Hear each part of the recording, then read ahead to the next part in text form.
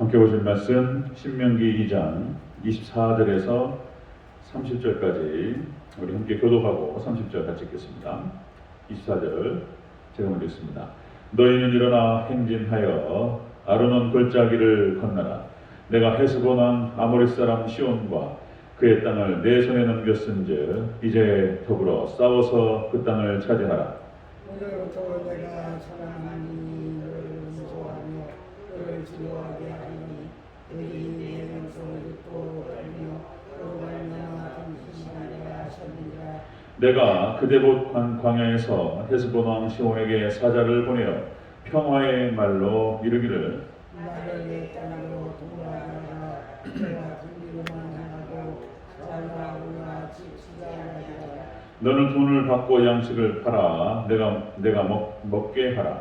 돈을 받고 물을 주어 내가 마시게 하라. 나는 걸어서 지날 뿐인즉 내 시를 고쳐는 내 소가수는 따라가게 고쳐는 내 소원이 내게 행한 것 같이 하라. 그리하면 내가 이를 건너서 이 하나님 여호와께서 우리에게 주신 땅에 이르리라 하였으나. 함께 있습니다.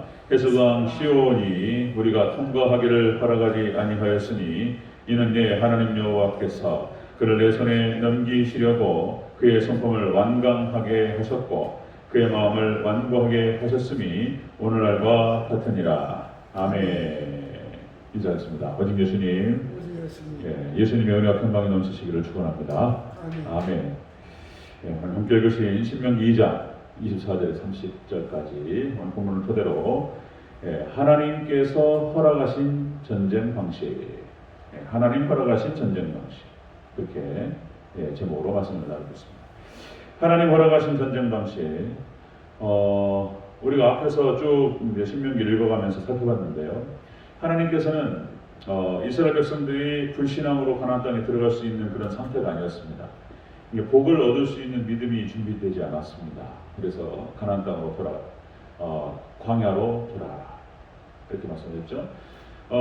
그리고 이제 말씀하시기를 에서 땅이라든지 에돔 족속 그리고 거기서 싸우지 마라, 다투지 마라.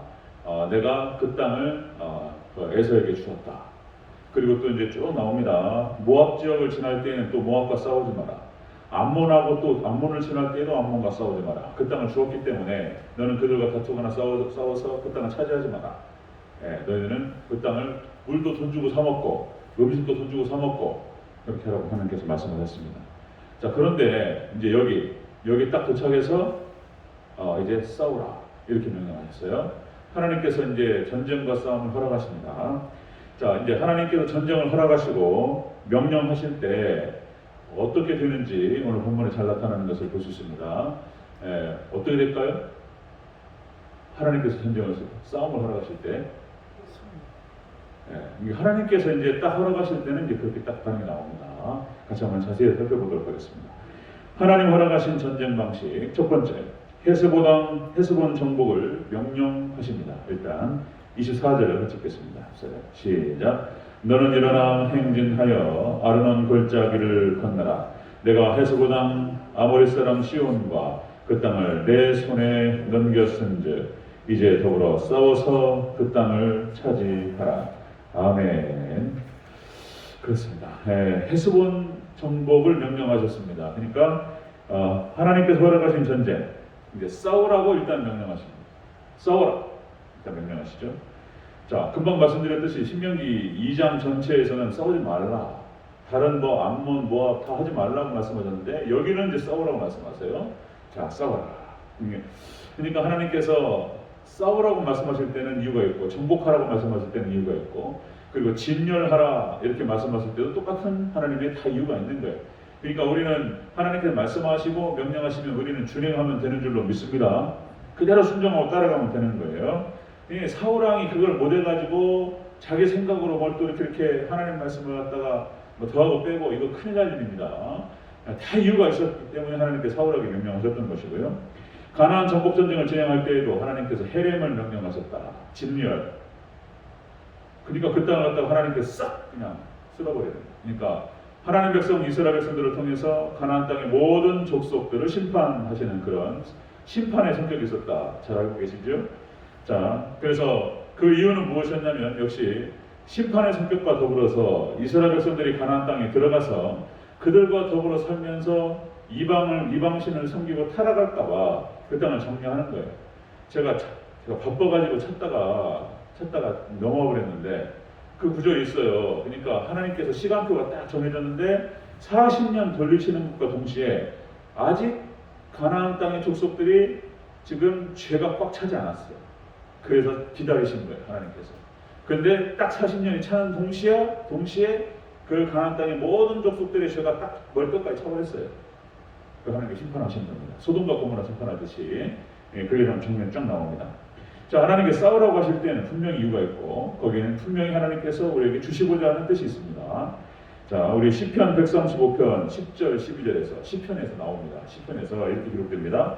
그가 많은 나라를 치시고 강한 왕들을 죽이셨나니 아모리네 왕 시온과 바산왕 옥과 가나안의 모든 국왕이로다. 그들의 땅을 기업으로 주시되 자기 백성 이스라엘에게 기업으로 주셨도다. 하나님 그 땅을 주시기 위해서 하셨어요. 이제 바산왕 헤스본왕 시온도 이제 심판받을 때가 딱 다 된 거예요. 자, 우리 31절이 나오는데요. 자, 우리 31절 한번 같이 읽겠습니다. 자, 2장 31절 함께 있습니다. 시작. 그때 여호와께서 내게 이르시되 내가 이제 시혼과 그의 땅을 내게 넘기노니 너는 이제부터 그의 땅을 차지하여 기업으로 삼으라 하시다니. 아멘. 심판의 성격과 더불어서 그의 땅을 이스라엘 백성들에게 주시고자 하는 목적이 있었어요. 싸우라 이렇게 명령하셨던 거예요. 자, 하나님께서 허락하신 전쟁 방식은 첫 번째로 대적하고 싸우라는 거예요. 여러분들 사단 권세는 우리가 싸워서 대적해서 몰아내고 제압해야 될 줄로 믿습니다.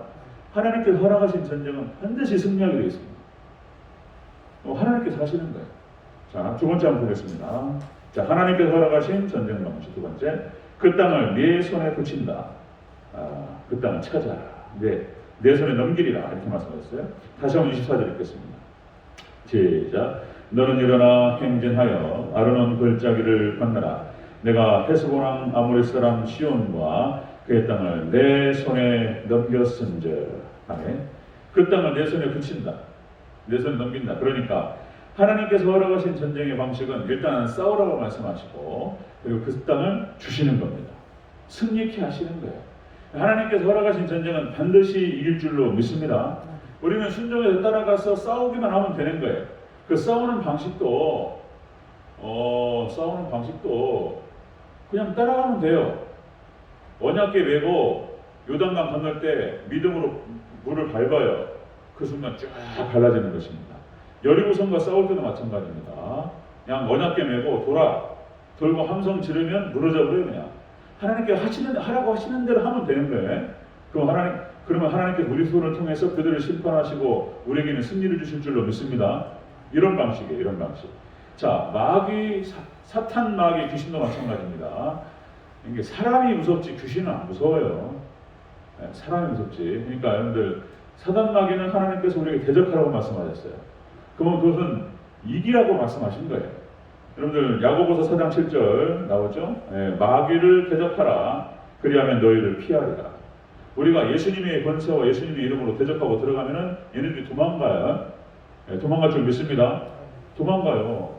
그 다음에 베드로전서 5장 8절 14절 나오죠. 근신하라 깨어라. 자, 너희 대장 마귀가 오는 사자같이 두루 삼킬 자를 찾나니. 그러니까 이제 여기서 말할 때 사자가 두루 막 오는 사자처럼 막 삼킬 자를 찾나니까 무섭다. 여기만 쳐다보는데 거기가 핵심이 아니고 대적에서 이기는 것이 핵심입니다. 이놈들이 막 삼킬자를 찾아 돌아다녀. 그래가지고 만약에 우리 하나님 백성들이 그런 거예요. 조금 게을러지고 영적 생활이 좀 게을러지면 이놈들이 들어와요 이렇게. 그런데 다시 정신 바짝 차리고 하나님 의지하면서 우리가 대적하고 예수님의 이름으로 나가면 이놈들이 피하고 도망갈 줄로 믿습니다. 대적하라, 싸워라. 하나님이 싸우라고 말씀하시는 거예요. 그러면 이기려고 하나님께서 이기게 하시기 위해서 그렇게 하시는 거예요. 자, 에베소 6장 1절에서 18절 나오죠. 하나님의 전신갑주 마귀의 괴계를 등이 대적하기 위하여 하나님의 전신갑주를 입어라. 이 하나님의 백성들이 하나님만 잘 의지하면 돼요. 그럼 우리에게 승리케 하실 줄로 믿습니다. 지금 이스라엘 백성들이 광야에서 40년 있었어요. 38년, 40년. 뭐 할 줄 아는 게 뭐가 있어요? 아무것도 없어요. 그냥 하나님께서 하게 하시고 하나님께 이루실 줄로 믿습니다. 우리 못해도 그냥 말씀대로 순종해서 주님 의지하며 나가면은 하나님 그냥 초토화 시켜버려요. 그냥. 자, 그 방식입니다. 자, 하나님 허락하신 전쟁 방식입니다. 다시요. 첫 번째 싸우라고 명령하셨고, 두 번째는 그 싸움을 통해서 승리케 하십니다. 자, 세 번째고요. 세 번째. 자, 하나님 허락하신 전쟁 방식 세 번째. 자, 천하 만민이 너를 무서워하리라. 이렇게 말씀하셨어요. 25절을 전체 읽겠습니다. 시작. 오늘부터 내가 천하 만민이 너를 무서워하며 너를 두려워하게 하리니 그들이 내 명성을 듣고 떨며 너로 말미암아 근심하리라 하셨느니라. 아멘. 하나님께서 전쟁을 허락하시고 하나님께 싸우라고 하시면요 다 조치를 다 해놓으셔요. 아멘. 믿습니까? 아멘. 다 조치를 다 해놓으셔요. 그러니까 이제 천하 만민이 이스라엘 두려워한다는 거잖아요. 이스라엘 백성들이 두려워. 이스라엘 백성들이 섬기는 뭐 하나님 여호와라는 그런 신이 있는데 그들과 함께하면서 그냥 싸우는 족족이 작살난다. 막 이러는 거야. 이거 험한 말씀 안 돼요. 싸우는 족족이 그냥 다 하나님께서 그냥 역사하신다. 그러면은 무서워가지고 두려워지는 거예요. 천하만면. 여리고성을 때릴 때 벌써 그거의 얘기가 들어갔습니다. 이 말씀 그대로 하나님께서 역사하셨습니다. 자, 여기 이제 라합의 신앙 고백에 나와요. 라합이 그런 얘기를 합니다. 여호수아서 2장 9절. 여호와께서 이 땅을 너에게 주신 줄을 내가 아노라. 우리가 너희를 심히 두려워하고 이 땅 주민들이 다 너희 앞에서 간담이 녹나니. 이스라엘 백성들이 뭐 하는 게 없어요. 하나님께서 미리 하나님 보내셔서 두려움을 보내십니다. 두려움을 보내셔가지고 하나님께서 하나님 백성들을 두려워하게 하죠. 우리를 두려워해요. 이 바깥에 있는 사람들이 하나님 역사하시면요 못 건드려요. 믿습니까? 무서워한다니까요. 야곱이 창세기 35장 세겜에서 베델에 가서 단을 쌓고 하나님 의지했더니 그 세겜 지역에 두려움을 보내셔가지고 추적하는 데가 없었더라. 무서워서 못 건든다니까요. 특히 하나님께서 역사하셔요. 여러분들 사사기 시대도 마찬가지입니다. 하나님을 의지했고 하나님과 동행했던 그 사사들이 집에 있을 때는요 이방 족속들이 못 들어와요. 무서워. 들어왔다가 그냥 어떻게 될지 모른단 말이에요. 그러니까 그 사사 드보라, 기도원, 뭐 사무엘 이런 사사들 다 집에 있을 때는 못 들어와요. 겁나가죠. 여러분들 2000년 교회 역사를 살펴보면 그렇습니다. 우리가 요한계시록을 살펴가면서 말씀드렸지만 에서보도 사빌라, 그죠? 그러니까 이제 필라델피아 교회 미국과 영국을 중심으로 해서 선교 시대가 진행되었습니다. 그러니까 여러분들 서양 야벳 족속을 통해 가지고 전 세계로 복음을 날랐어요. 그러니까 당시에 서양 열강들이 아시아로 아프리카로 막 들어갈 때 여러분들 영국의 국토가 전 세계 40% 땅이 영국령이었다는 거예요. 그러니까 여러분들 하나님께 역사하시는 겁니다. 믿으십니까? 하나님 역사하셔서 야벳 족속 서양 사람만 보면 무서워 이게요. 아프리카 사람이나 아시아 사람들도 서양 사람만 보면 무섭고 막 뭔지 영어를 쓰면 굉장히 고상해 보이고 막 이런단 말이에요. 그러니까 왜냐하면 영어가 복음을 담았기 때문에 그런 거예요. 야벳 족속을 통해서 하나님께서 야벳 족속을 사용하셨고 서양 사람들을 통해 가지고 복음을 전 세계로 날라왔어요. 그들이 복음을 품었기 때문에 이들이 영적 전쟁과 이런 전쟁을 하러 들어올 때에 서양 사람들이 무서운 거예요. 하나님 역사하시는 거예요.